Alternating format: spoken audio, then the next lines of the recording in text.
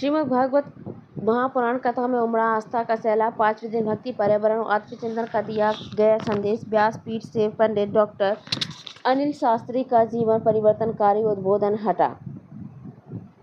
देव श्री गौरीशंकर मंदिर पावन धाम में आयोजित हुआ अतिरुद्र महायज्ञ एवं संगीत में श्रीमद् भागवत कथा के 5वें दिन आस्था का अनुपम दृश्य देखने को मिला।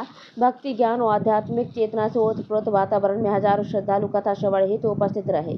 कथा व्यास पंडित डॉक्टर अनिल शास्त्री ने भगवान श्री कृष्ण की दिव्य बाल लीलाओं का भावपूर्ण वर्णन करते हुए पूतना वध, कालिया नाग दमन और गोवर्धन धारण जैसे प्रसंगों के माध्यम से धर्म की स्थापना और अधर्म के विनाश का संदेश दिया। उन्होंने कहा कि जब जब संसार में अन्याय और अत्याचार बढ़ता है, तब तब भगवान अवतार लेकर संतों की रक्षा करते हैं।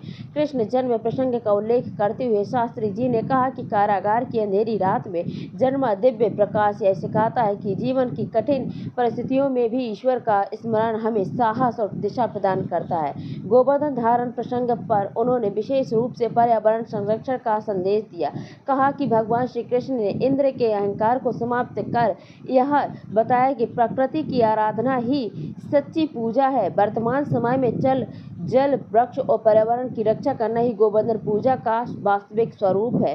भक्त प्रहलाद चरित्र का वर्णन करते हुए व्यास जी ने कहा कि सच्ची भक्ति कभी परिस्थितियों पर निर्भर नहीं होती। दृढ़ आस्था और नाम स्मरण से भगवान स्वयं भक्ति की रक्षा करते हैं। उन्होंने कहा कि कथा केवल सुनने का विषय नहीं, बल्कि उसे जीवन में उतारना ही वास्तविक साधना है।